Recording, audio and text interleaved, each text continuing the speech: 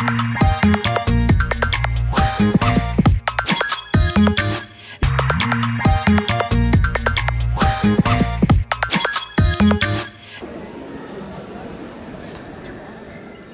je m'appelle Victor, je viens de São Paulo au Brésil et maintenant je suis ici pour vous faire partager ma passion, c'est le foot ici à Nice.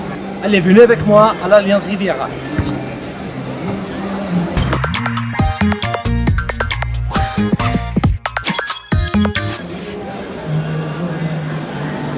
Alors je suis un supporter de São Paulo, c'est une équipe du Brésil et à mon avis c'est la meilleure équipe du monde. On a été champion d'Amérique et champion du monde 3 fois, on a gagné la Ligue brésilienne 6 fois aussi et je suis un supporter fanatique de São Paulo. Je me souviens, la première fois que je suis allé dans le stade, c'était avec mon père, j'avais 7 ans, c'était un derby São Paulo-Corinthians, c'était un match incroyable, je me souviens de rentrer dans le stade et de sentir l'ambiance de 70 000 personnes qui sautaient et qui chantaient en pleine voix et c'était vraiment incroyable. Et bon, le problème depuis que je suis en France, c'est qu'il y a le décalage d'horaire, genre 2h, 3h du matin. Et je l'ai fait bien sûr. Par contre, je ne peux pas avoir l'ambiance de l'Amérique du Sud en regardant la télé. Et j'aime bien l'ambiance du stade. C'est pour ça que je suis ici pour voir le match. C'est pour ça que je vous ai amené ici, pour que vous puissiez voir avec moi cet incroyable match et avoir cette incroyable ambiance. Quand je suis arrivé, Nice avait Balotelli, ils avaient Jean-Michel Sarri, ils avaient un bon entraîneur aussi en Favre. Maintenant ils sont partis et Nice, ils sont pas très top.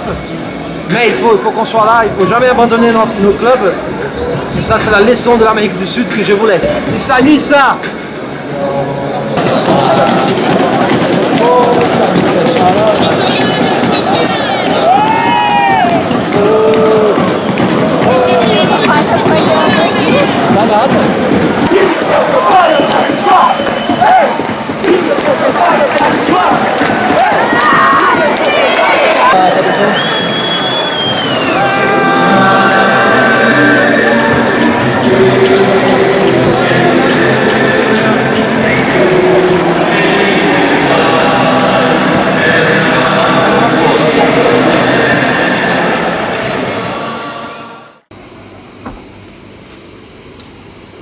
Bon, je viens de vous montrer ma première passion, le foot, et maintenant je vous montre la deuxième passion, la recherche qu'on fait ici au CREA à Sophia Antipolis, en tant que doctorant de l'Université Côte d'Azur.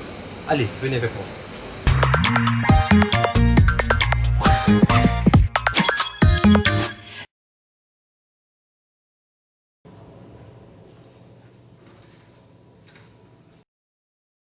J'ai fait mon lycée et je passais mon bac près de São Paulo, dans une petite ville qui s'appelle Cruzeiro.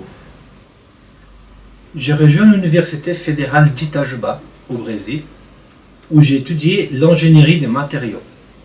Pendant mon séjour à l'école d'Ange, j'ai travaillé avec les matériaux métalliques, les polymères et aussi les céramiques blanches. J'ai eu l'opportunité d'aller aux États-Unis pour étudier une année à l'Université de Californie. Et c'était là-bas que j'ai découvert le monde magnifique des matériaux semi-conducteurs. Finalement, j'ai réussi à venir ici, au CREA, pour faire ma thèse et étudier un peu plus ce type de matériaux. Plus précisément, je travaille avec les matériaux utilisés pour faire les diodes électroluminescentes, ou bien les LED. On sait bien que les LED sont très utilisés aujourd'hui pour l'éclairage, ou même pour les écrans. Par contre, dans ma thèse, mon but c'est de produire des LED qui émettent dans l'UV. Et oui, c'est le même UV que le soleil émet tous les jours. En fait, une partie de cette lumière est filtrée par la couche d'ozone, la partie la plus énergétique. Et elle n'arrive pas à notre peau. Et moi, je cherche exactement à reproduire cette partie plus énergétique. Mais pas pour attaquer notre peau, mais pour attaquer et tuer les bactéries et stériliser l'eau et l'air.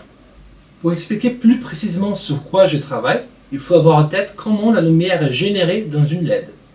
Elle est faite à partir de la recombinaison des deux particules chargées, un électron négatif et une particule positive qu'on appelle un trou. Les LED visibles pour l'éclairage n'ont pas de problème, parce que ces deux particules sont présentes en abondance dans les structures. Le problème, c'est que pour faire de la lumière UV, il faut changer de matériau, et ceux utilisés n'ont pas suffisamment de trous, les particules positives. Et du coup, on va voir moins de lumière générée, parce qu'il y en aura un manque significatif des trous.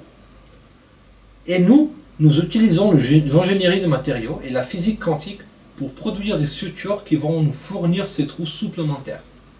Et c'est ça un jonction tunnel. C'est une suture à ajouter au-dessus de nos LED UV pour nous fournir ces trous qui nous manquent.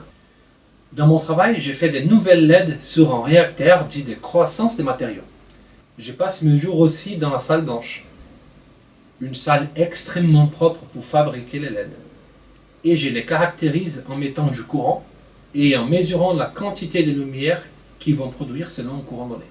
L'ingénierie des matériaux est vraiment fascinante. Vous pouvez travailler avec n'importe quel matériau que vous trouvez bien, comme les aciers ou les métaux, les plastiques et les polymères, les céramiques, les semi-conducteurs, les composites comme les fibres de carbone, les fibres de verre. En fait, j'ose me dire que sans le développement de nouveaux matériaux, on ne sera jamais au point technologique où on est aujourd'hui. Des moteurs de voiture aux processeurs présents dans nos portables, tout nous a été donné avec l'aide de l'ingénierie de matériaux. Et on est arrivé au point où on a besoin d'encore plus et plus de gens qualifiés pour qu'on puisse changer le monde le plus vite et le mieux possible. Et maintenant, c'est à vous de faire le choix. Faites comme moi, venez faire vos études à l'Université Côte d'Azur et au CREA.